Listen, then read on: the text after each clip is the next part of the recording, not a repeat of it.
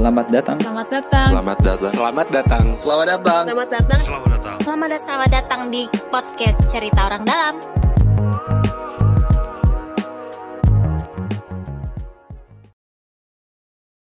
Selamat datang kembali lagi setelah kemarin kita diskusi tentang parlemen dengan caleg-caleg yang lain. Ini sebenarnya ada satu momentum yang sangat spesial sebenarnya karena ini adalah kita akan bahas, kita akan ngobrol sama orang-orang yang jadi caleg tapi dari latar belakang yang nggak biasa. Kalau misalnya kita semua tahu orang jadi caleg itu biasanya dia punya latar belakang pengusaha, dia punya latar belakang aktivis, dia latar belakang di partai politik dan lain-lain. Tapi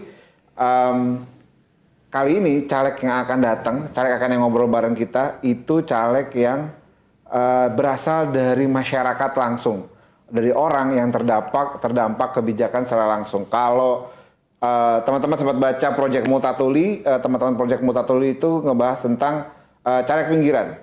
Nah, kali ini kita banyak kedatangan orang-orang caleg pinggiran tersebut, kalau menurut bahasanya Project Multatuli, yang akan maju dan berjuang untuk duduk di parlemen. Nah, hari ini yang pertama kita akan ngobrol sama Bu Eni Rohayati. Selamat datang Ibu. Ya, makasih Mas Angga. Nah, Bu Eni ini, saya sendiri secara pribadi sebenarnya udah bekerja bareng Bu Eni ini kemarin dari 2016. Kita udah ngobrol ketemu langsung ya Bu, ketemu langsung kerja sama-sama side by side dan selama 5 tahun kemarin di Jakarta. Nah, banyak banget sebenarnya pengalaman bareng Bu Eni dan menurut saya ini, kalau saya pribadi kalau boleh rekomendasi salah satu orang yang kayaknya kita butuhkan untuk duduk di DPRD DKI Jakarta.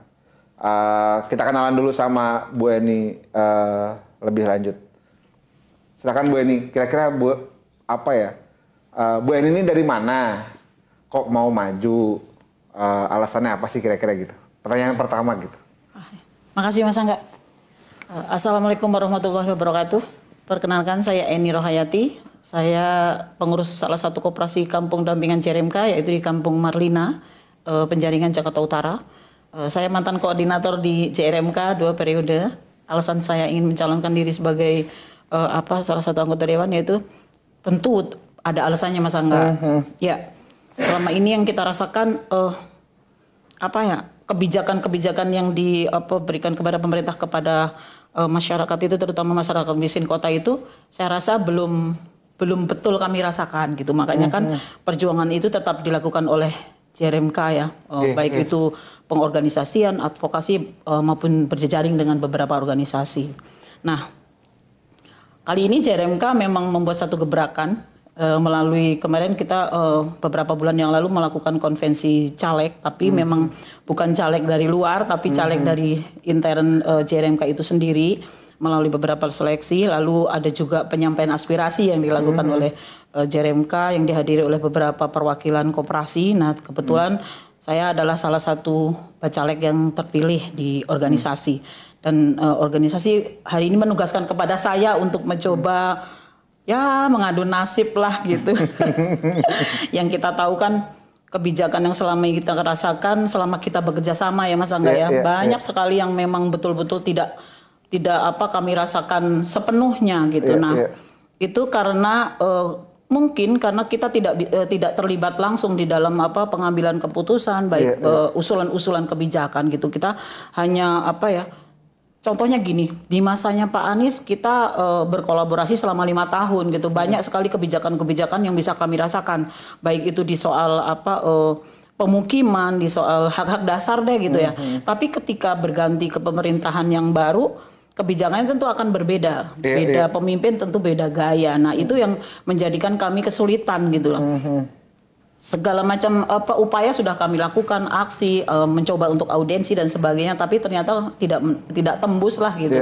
Kami berpikir, kalau kayak gini memang kita harus terlibat langsung, langsung di dalam pembuatan kebijakan itu sendiri gitu kan. Nah, maka JRMK mencoba mencalonkan kawan-kawan untuk maju gitu.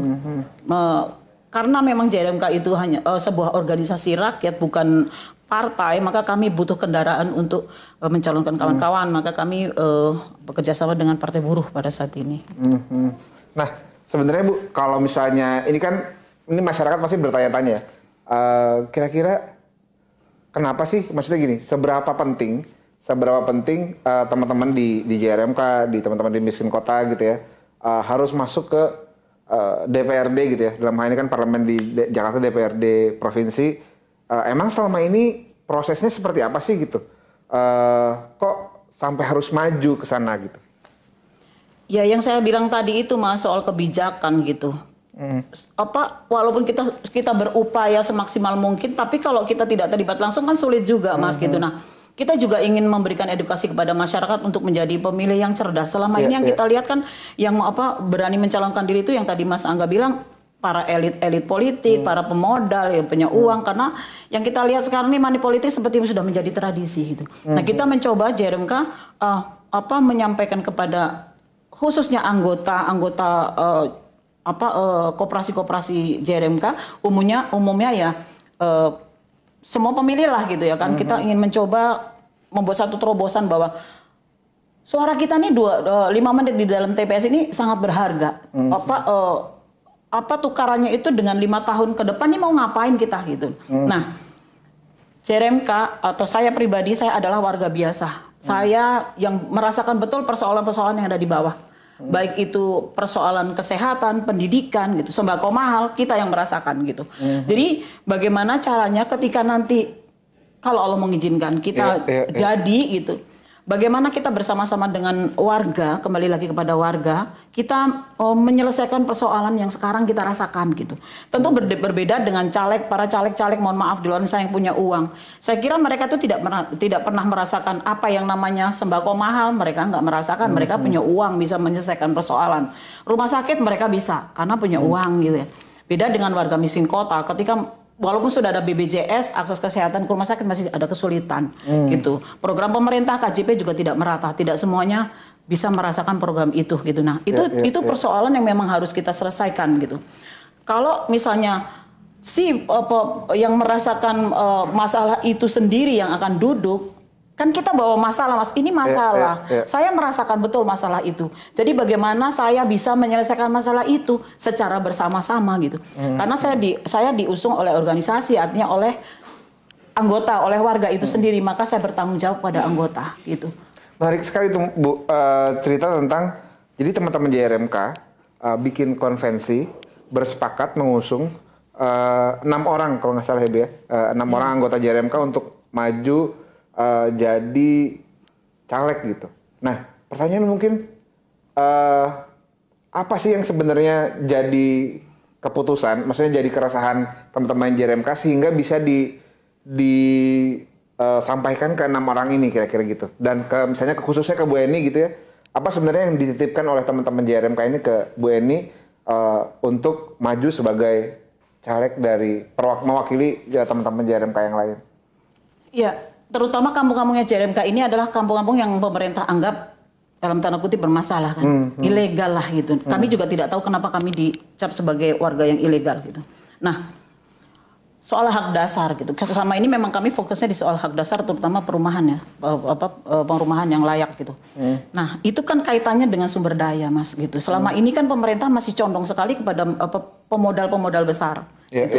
Ya kan gitu. Mereka tidak memberikan kebijakan yang tidak merata. Kalau kita berbicara adil kan sulit ya Mas. Ukuran adil itu seperti apa kita nggak tahu. Tapi artinya merata bahwa warga miskin kota ini seharusnya yang lebih diperhatikan, lebih membutuhkan satu kebijakan yang sesuai gitu dengan kebutuhan kita. Terutama soal hak dasar pemukiman. Sekarang yang kita lihat pembangunan di Jakarta ini begitu signifikan, banyak sekali para pemodal masuk membangun apartemen dan sebagainya, ya kan? Dan secara tata ruang juga mereka tiba-tiba zonasinya menjadi untuk pemukiman. Tapi pemerintah itu lupa bahwa kami warga miskin kota tinggal di tempat kami tinggal ini lebih dari 40 tahun. Tapi untuk merubah tata ruang, merubah zonasi itu betapa sulitnya, gitu. Ya kan? Apalagi kok sertifikat gitu. Nah, alhamdulillah kemarin kami kan sudah diberikan IMB, kami sudah berhasil mengadvokasi apa itu namanya perubahan tata ruang dan sebagainya gitu. Tapi itu kan baru segelintir Mas, baru sedikit sekali gitu kan. Belum banyak kampung-kampung miskin di Jakarta yang bisa diselesaikan oleh JRMK gitu. Nah itu menjadi PR kami gitu. Mudah-mudahan ketika kami bisa menembus nanti di pemilu ini, kami akan tetap berjuang bersama JRMK. Bagaimana kami melebarkan sayap untuk membantu mendampingi kampung-kampung miskin yang ada di Jakarta untuk mengubah tata ruang, baik itu penataan pemukimannya gitu. Bu, ini mungkin pertanyaan banyak orang ya. Saya mungkin mewakili aja. Tapi kok bisa gitu ya? Biasanya tuh orang tuh ngomongin tata ruang, Bu. Bicara tentang tata ruang itu, dia kuliah planologi, dia kuliah arsitektur dan segala macamnya. Kok Ibu, saya bukan menghasilkan pendidikan ya, cuma kok Ibu akhirnya bisa bicara tentang tata ruang, bisa bicara tentang tadi perubahan zonasi, itu dapatnya dari mana, Bu? Ya, itu mungkin pengalaman ya Mas, pengalaman saya berorganisasi. Saya kebetulan bergabung di organisasi itu dari tahun 2004 Mas, gitu. Nah, seiring berjalannya waktu, ya belajarlah Mas ya, gitu. Memang saya tidak kuliah Mas, sekolah pendidikan juga pas-pasan gitu. Tapi pengalaman, saya kira pengalaman lapangan itu lebih lebih bermanfaat. Lebih bermanfaat, lebih bisa saya rasakan gitu. Ya, saya tahu soal tata ruang itu memang dari organisasi gitu. Saya sendiri tinggal di Marlina udah dari tahun 89. Saya nggak tahu tata ruang di tempat saya tinggal itu apa, peruntukannya apa. Awalnya nggak tahu, ya nyaman-nyaman saja gitu. Ternyata setelah belajar kita tahu, bahwa ini peruntukannya bukan buat pemukiman loh. Ini buat perkantoran dan jasa. Artinya kita tidak boleh tinggal di sini gitu kan, secara perda. Nah, di situ baru saya sadar, berarti kita nih ada ancaman penggusuran. Nah, lagi-lagi program yang ditawarkan oleh pemerintah, penggusuran lalu direlokasi ke rumah susun. Nah, itu yang kami tidak mau gitu. Kami pingin ada keberlanjutan kehidupan gitu. Jangan hanya kami yang bisa tinggal di sini, tapi juga keberlangsungan anak cucu kami gitu. Bagaimana caranya? Yaitu merubah tata ruang itu tadi, yang tadinya untuk untuk perkantoran dan jasa menjadi untuk pemukiman. Dan itu sudah berhasil untuk di kampung saya udah bisa menjadi R1 gitu. Makanya ini kan buat yang ragu gitu ya. Masa sih dia ngerti gitu ya, maksudnya di DPRD itu kan kompleks gitu, masa sih ngerti gitu, itu kan pasti pertanyaan banyak orang, Bu. Kaitan sama caleg dari kaum miskin kota, pasti kan masyarakat yang ada kelas menengah itu pasti punya pemikiran kayak gitu. Tapi karena berpengalaman di organisasi, sekarang Ibu juga ada di koperasi gitu ya, otomatis koperasi kan ngomongin keuangan, ngomongin dasar hukum koperasinya dan segala macam, sehingga pengalaman itu yang akhirnya ngebentuk Bu Eni sampai hari ini gitu ya. Nah, balik lagi ke konvensi, Bu. Sedikit, kalau kira-kira ini kan banyak yang ragu nih, Bu. Kira-kira kalau misalnya Bu Eni nggak menjalankan amanat dari teman-teman JRMK bakal kayak gimana, Bu? Nah, itu ada sanksi Mas. Kita tidak sekonyong-konyong pengen menjadi anggota dewan buat gaya-gaya itu enggak Mas. Ini adalah sebuah perjuangan gitu. Perjuangan itu tidak berhenti hanya ketika saya menjadi koordinator JRMK gitu, atau sekarang ini gitu. Tapi ketika saya nanti duduk, kalau misalnya memang saya berhasil untuk duduk di anggota dewan, saya tetap akan berjuang. Artinya pengorganisasian itu tidak berhenti sampai sekarang, sampai di sini gitu. Tapi akan tetap berlanjut nanti ketika di parlemen. Nah, kalau misalnya nanti ada Mas, kalau kita bilang kontrak politik lah gitu. Kami caleg dengan organisasi gitu. Ya. Ada beberapa poin yang nanti akan diajukan. Nah, kalau kita meleset dari poin-poin yang persyaratan itu, ya kami bersedia untuk di PAW ya, diturunkan lah. Cukupkan gitu. Lah dari anggota DPRD gitu. Ya, berat memang Mas, berat. Tapi itu menarik karena kan orang tuh banyak yang bertanya, Bu. Ya kalau saya dukung Anda terus nanti ngaco gitu, kan yang memutuskan tuh partai untuk di PAW atau enggak gitu. Atau kayak misalnya kasus terakhir banyak tentang kayak omnibus gitu ya. Kita omnibus law kemarin kita berharap si A ini bisa menyuarakan tapi nggak menyuarakan, tapi nggak bisa di PAW juga. Nah, dalam konteks JRMK dan Bu Eni dan Partai Buruh itu berarti kalau misalnya Bu Eni tiba-tiba jadi mendukung penggusuran misalnya gitu kan, berarti Bu Eni bisa di PAW sama teman-teman Partai Buruh lewat organisasi JRMK ya. Iya. Menarik sekali, ini jadi terobosan buat semoga ini jadi terobosan buat kedepannya gitu. Amin. Sehingga orang-orang yang ngaco, yang akhirnya duduk tapi ngaco gitu, kita yang milih bisa PAW dia gitu kira-kira. Selama ada kontraknya, ada segala macamnya gitu. Nah, Bu, mungkin ini juga pertanyaan besar nih. Kan nggak murah ya, Bu ya? Maju jadi caleg gitu pasti. Partai Buruh atau JRMK minta sesuatu nggak ke Ibu? Enggak. Mahar gitu apa sih? Nggak ada, Mas. Nggak ada. Nggak ada. Kita sistem gotong royong, Mas. Jadi memang Partai Buruhnya nggak ngasih, nggak minta mahar. Nggak ada. Dari JRMK pun nggak minta mahar gitu. Terus pembiayaannya kira-kira dari mana, Bu? Kita ada penggalangan dana, ada kawan-kawan yang memang khusus di bidang soal penggalangan dana untuk kami maju. Jadi kami memang maju betul-betul kami, karena memang organisasi yang mengusung kami tidak sama sekali tidak mengeluarkan biaya. Maka itu tanggung jawab kami terhadap organisasi gitu. Nggak main-main, Mas. Ya, kalau memang ingkar nanti di pertengahan jalan ya risikonya kami diturunkan. Jadi selama ini pendanaannya ke depan itu akan gotong royong gitu ya, akan menggalang dana, akan sama-sama. Dan kemarin sempat diangkat juga sama beberapa teman di media sosial untuk ajakan penggalangan dana ke teman-teman JRMK gitu ya, yang maju kemarin terakhir yang pertama 250 juta kalau nggak salah ya, Bu. Saya malah nggak tahu. 250 juta kalau nggak salah. Nanti yang nonton bisa, nanti kita akan cantumin juga di bawah kalau mau nggalang dana mau bisa disumbangin kemana. Dan menurut saya ini jadi juga penting untuk investasi kita sebagai warga gitu, investasi ke teman-teman yang maju. Jadi jangan cuma orang kaya, pengusaha yang investasi aja dong gitu. Ini ada caleg dari orang biasa, warga yang terdampak kebijakan langsung, kita investasi ke mereka lah kira-kira gitu, daripada orang-orang kaya yang investasi kan nanti tiba-tiba Bu Eni dukung penggusuran kan repot kita. Terus, nah apa sih Bu? Tadi kan udah gambar secara umum. Ibu dapil mana Bu? Kalau dapil 3. Dapil 3 tuh? Penjaringan, Pademangan, dan Tanjung Priok. Penjaringan, Pademangan, Tanjung Priok. Jadi buat teman-teman yang tinggal di Pademangan, Penjaringan dan Tanjung Priok, itu pilih Bu Eni kalau dari saya ya. Jadi berarti kan kalau Penjaringan itu sekitaran Pluit, Pejagalan gitu ya. Kapuk Muara, Kamal Muara. Oh, itu mah memang teman-teman JRMK memang pusatnya di situ ya, Bu ya. Harusnya menang dong kira-kira. Ya, amin. Aduh, saingannya ketat, Mas. Siapa aja Bu yang Ibu udah tahu? Banyak sih di situ, ada beberapa. Ada beberapa dari partai lain. Yang terkenal siapa Bu? Ada incumbent. Ya, ada incumbent dari Demokrat. Oh, ada incumbent dari Demokrat. Tapi ya, menang lah. Bismillah aja. Insya Allah, Bu. Bismillah aja. Nah, terus paling ini Bu. Kalau misalnya sekiranya, saya sih bukan mengandaikan kalau gagal gitu ya. Tapi ketika misalnya nggak jadi saya nggak kepilih gitu Bu. Ibu bakal berhenti berjuang atau akan tetap terus? Enggak, Mas. Kalau prinsip saya berjuang itu tidak harus menjadi apa-apa. Gitu. Dan kami sudah membuktikan itu kan. JRMK itu hanya sebuah organisasi rakyat, OR gitu. Dan tanpa ada pendanaan dari mana-mana. Tapi alhamdulillah, ya seperti yang Mas Angga lihat, kita bisa berkolaborasi selama 5 tahun ini kan. Gitu.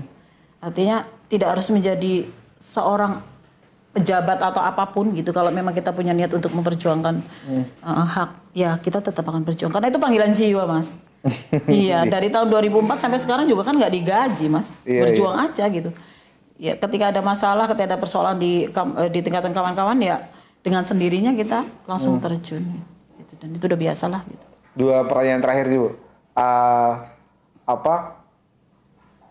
Ajakan gini, kalau teman-teman JRMK itu udah pastilah kemungkinan besar milih Ibu ya. Tapi kan pemilih itu kan nggak cuma teman-teman JRMK.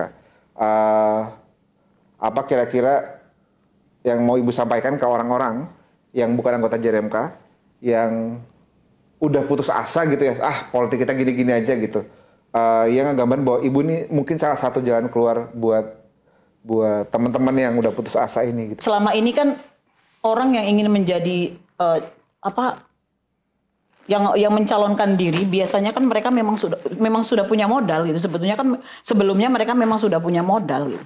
Dan selalu mereka memberikan sesuatu ya kan, imbalan lah gitu. Ketika dia berharap pilih saya dong, nih saya ada sesuatu untuk ibu atau untuk bapak misalnya gitu. Tapi setelah mereka jadi, ya kan saya udah kasih gitu. Jadi mau dia mau ngapain gitu kan. Lalu itu yang pertama. Lalu yang kedua, kita juga butuh apa ya? Apa sih yang sudah pernah dia lakukan gitu kan? Apa sih yang pernah dia lakukan? Gitu paling tidak ada pengalaman kita pernah bekerja bersama dengan masyarakat untuk menyelesaikan persoalan gitu. Nah, kalau ada orang biasa yang dia merasakan permasalahan yang juga Bapak Ibu rasakan, kenapa kita harus pilih orang lain gitu, orang di luar itu? Kalau orang punya uang, tentu dia tidak kita bisa, karena dia punya uang, dia nggak punya masalah gitu. Baik itu masalah ya itu tadi kesehatan, pendidikan, apalagi kok nggak bisa beli beras. Kan enggak dong, dia punya uang kok, bayar orang aja bisa istilah gitu. Tapi kalau orang biasa yang merasakan, aduh beras mahal nih, sembako mahal, kok aku nggak dapat program pemerintah ya? Kenapa kok tiba-tiba dia pengen jadi? Ya bagaimana caranya supaya program itu bisa merata, bisa menyasar kepada orang yang memang membutuhkan. Bagaimana caranya supaya sembako ini nggak mahal? Supaya supaya orang miskin juga bisa beli, punya daya beli gitu. Nah, bagaimana caranya supaya kita orang miskin juga bisa mengakses kesehatan di rumah sakit? Walaupun dengan BPJS, tapi masih juga dibodoh-bodohin. Harus bayar ini, harus beli obat ini. Kita nggak tahu, ngikut aja. Biar ngutang, yang penting bisa dirawat. Tapi kalau orang kaya kan nggak ngerasain itu. Masuk, punya duit, bisa bayar. Nggak ada masalah gitu. Jadi kenapa enggak? Ayo kita mari berjuang bareng-bareng gitu. Untuk memperjuangkan persoalan yang ada sekarang gitu. Dengan orang yang memang pernah merasakan hal itu. Gitu loh. Siap. Wah itu dia. Jadi itu kira-kira tadi Bu Eni udah cerita tentang memang itu yang sering jadi masalah gitu, orang yang ngambil kebijakan tapi nggak tahu sebenarnya yang harus diambil kebijakannya itu apa. Dan kali ini kita dapat kesempatan teman-teman di Jakarta ya. Sayangnya saya di dapil Jakarta Timur, tapi teman-teman di Jakarta Utara akan punya kesempatan untuk punya wakil rakyat yang beneran ngerasain beli beras itu susah, beneran ngerasain ke rumah sakit itu nggak segampang itu loh gitu. Ke rumah orang yang merasakan bahwa tetangga saya dapat KJP tapi saya nggak dapat KJP. Orang yang ngerasain bahwa wah ini tinggalnya di rumah yang nggak layak, rumah yang secara tata ruang dianggap ilegal, dan Bu Eni bakal paling tidak dari wawancara ini kita tahu bahwa Bu Eni bakal memperjuangkan itu semua. Semoga ini jadi kesuksesan Bu Eni maju ke DPRD DKI Jakarta. Nah ini Bu, pertanyaan yang terakhir. Ini titipan sponsor Bu. Mungkin bisa diceritain Bu. 5 tahun kemarin, waktu kerja sama Pak Anies Baswedan di Jakarta, apa sih yang Ibu rasakan gitu ya? Dan harapan Ibu sebenarnya Pak Anies itu seperti apa sih ke depannya? Gitu Bu.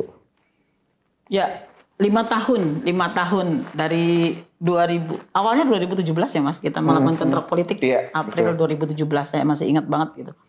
Nah, di pemerintahan yang sebelumnya itu kan ada beberapa titik kampung-kampung miskin kota atau kampung-kampungnya JRMK itu tergusur, lalu rawan untuk digusur juga gitu, terancam lah gitu. Nah, saat itu kita mencoba mengadvokasi, coba audiensi dengan pemerintahan daerah lah. Tapi sepertinya tidak menemukan solusi. Lagi-lagi yang ditawarkan adalah rumah susun. Gitu. Mereka lupa bahwa rumah susun itu tidak selalu sesuai dengan kondisi yang kita rasakan saat ini. Gitu. Misalnya nelayan. Mereka itu tidak berpikir, pemerintah tidak berpikir apakah nelayan ini cocok tinggal di rumah susun. Gitu. Bagaimana mereka mengawasi perahu-perahu mereka? Kan susah. Gitu. Pemulung, bagaimana mereka mengumpulkan barang-barang pulungan mereka kalau mereka sudah di rumah susun, kan nggak bisa. Gitu. Nah, kami ingin kebijakan itu sesuai dengan kebutuhan kami. Gitu. Nah, di pemerintahan selanjutnya yaitu kontrak politik dengan Pak Anies Baswedan, kami berharap ada solusi yang ditawarkan, tidak lagi rumah susun, tapi bagaimana caranya kami yang selama ini dianggap kumuh, dianggap kampung miskin, dianggap kampung sarang penyakit dan sebagainya, bisa ditata di tempat. Paling tidak menjadi pemukiman yang tidak kumuh, Bukan manusianya yang dihilangkan, tapi kekumuhan itu yang dihilangkan, dan itu alhamdulillah terjadi selama 5 tahun ini, walaupun belum semua, Mas. Masih banyak sekali PR yang belum terselesaikan sebetulnya gitu. Secara tata ruang sudah beres di kampung-kampungnya JRMK. Terus lalu soal gantinya rumah susun. Bukan lagi rumah susun, kami kayaknya kok jadi momok ya namanya rumah susun itu. Tapi sekarang adanya kampung susunnya kan. Tentu berbeda kampung susun itu karena kampung. Nah, secara desain juga kawan-kawan membuat sendiri didampingi oleh pendamping teknis ya. Dalam hal ini arsitek. Lalu kebutuhannya apa sih? Gitu kan. Itu betul-betul diukur kan. Anaknya berapa, kebutuhan kamarnya berapa, maunya kayak apa. Itu betul-betul kami yang mencetuskan ide. Oh, aku maunya kayak gini. Ada taman, ada apa. Itu kan lebih manusiawi, lebih sehat ya kan. Yang kita lihat hasilnya di rumah susun kampung susun akuarium sama di Kampung Kunir. Itu kan berbeda dengan kampung susun yang terkesan kaku dan sebagainya gitu. Nah, itu terjadi. Lalu IMB, walaupun IMB itu hanya 3 tahun ke depan ya Mas, 3 tahun selanjutnya itu nanti ya bagaimana nanti perjuangan kawan-kawan gitu kan. Nah, itu kami sangat merasakan perubahan itu. Kami sangat merasakan perbedaan kerjasama antara warga kami sebagai warga biasa dengan pemerintah daerah gitu. Itu terjadi banget kolaborasi itu, komunikasinya baik gitu kan. Nah, ada monitoring yang kita lakukan setiap bulan kayak gitu-gitu itu terjadi selama 5 tahun ini gitu. Tapi memang banyak sekali PR yang belum terselesaikan, belum semuanya kampung-kampung miskin Jakarta ini mendapatkan manfaat yang sama dengan yang kami temani selama ini. Bahkan perbaikan kampung sampai sekarang di tempat saya tinggal juga masih berlangsung. CIP itu masih berlangsung sampai sekarang Mas gitu. Perbaikan sanitasi air, pendingin jalan, pipanisasi dan sebagainya itu masih gitu. Walaupun sekarang mereka ada sebagian orang tuh menyebut bahwa itu musrembang, ya terserah lah gitu. Itu sebuah perjuangan Mas, panjang banget perjuangan itu kan kita tahu sendiri gitu. Dan alhamdulillah gitu. Ya, harapan kami perjuangan ini tidak hanya berhenti sampai di sini gitu, bahwa banyak sekali, masih banyak banget kampung-kampung miskin Jakarta yang memang harus disejahterakan lah gitu, dimanusiakan gitu. Ya, kami ingin tetap bekerja sama dengan Bapak Anies Baswedan untuk selanjutnya ya mudah-mudahan Bapak terpilih menjadi presiden. Dan kembali lagi kami akan melakukan kontrak politik, tapi saya hanya mengingatkan karena ada pengalaman di masa lalu, kami juga pernah melakukan kontrak politik dengan salah satu capres, bahkan menjadi presiden, tapi kerjasama itu mampet. Komunikasinya sudah tidak terjalin baik, dan harapan kami ini tidak akan terjadi lagi di masa yang akan datang gitu. Tetap seperti kerjasama kita 5 tahun yang kemarin gitu, karena memang banyak sekali perkampungan yang dianggap miskin, dianggap kumuh itu memang harus diselesaikan Mas gitu, masih banyak banget gitu kan. Tentunya skupnya kan nanti kalau Bapak jadi presiden kan lebih luas lagi, nasional gitu kan. Tapi ya jangan dilupakan Jakarta. Itu bahwa kami warga miskin kota khususnya di Jakarta masih banyak perlu kerjasama. Juga kawan-kawan yang ada di daerah-daerah kan kami juga punya jejaring, yaitu Jerami, jejaring rakyat miskin Indonesia. Itu ada di beberapa kota gitu. Mungkin nanti kita juga akan bekerja sama dengan mereka dalam mengusung Pak Anies lah. Kira-kira Bu, yakin nggak Bu, Pak Anies kalau nanti jadi presiden itu tetap akan membantu teman-teman kaum miskin kota di Indonesia dalam hal ini ketika dia jadi presiden, nggak cuma di Jakarta? Harusnya yakin ya Mas, tapi kan manusia ya Mas, kita juga nggak bisa. Sekarang saya bilang yakin, nggak bisa Mas, mohon maaf. Ya, dari pengalaman kemarin deh. Iya, namanya manusia Mas. Dan tentu pesanan-pesanan nggak hanya dari kawan-kawan JRMK saja kan, banyak banget gitu. Ya bisa saja kalau kita diam, ya bisa lupa. Manusia itu 5 menit ke depan aja sudah berubah gitu. Makanya mesti dikawal betul, mesti dikawal, mesti ada komunikasi yang terjalin kayak gitu-gitu. Jadi nggak bisa dibiarkan gitu. Mungkin kalau yang di masa lalu kita lepas kontrol, kita nggak ada komunikasi berkelanjutan kayak gitu. Ya harapan kami sih Bapak tetap konsisten, tetap amanah, jangan ya karena karena keberhasilan, karena kedudukan, lalu lupa dengan program-program yang kecil gitu kan. Karena presiden tentu programnya lebih banyak yang gede-gede gitu kan. Yang di bawah lupa kalau nggak diingetin gitu. Siap. Ya kita sama-sama mengingatkan aja lah. Siap. Terima kasih Bu Eni. Ini sungguh sangat gambaran bahwa kita sebenarnya punya harapan perubahan lebih baik di politik kita gitu ya. Utamanya tadi di parlemen gitu, di legislatif, di DPRD. Kalau teman-teman sudah kecewa, harapan saya sih sebenarnya jangan kecewa lah sama parlemen kita gitu ya. Kalau teman-teman udah ngerasa, aduh ini kayak gini-gini aja nih nggak ada perubahan. Justru ini lagi ada yang coba mau ngubah nih gitu.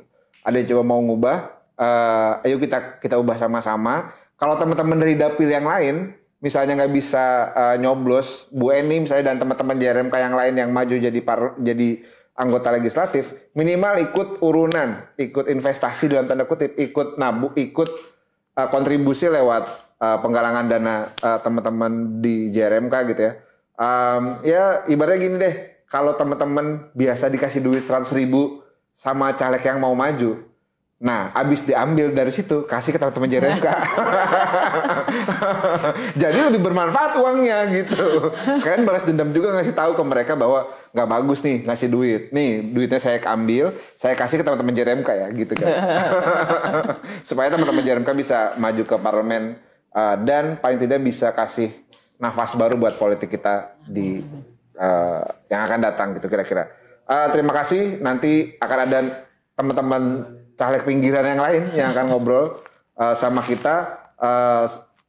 Semoga ini bisa jadi referensi pilihan teman-teman sekalian untuk Parlemen Indonesia lebih baik di masa yang akan datang. Terima kasih.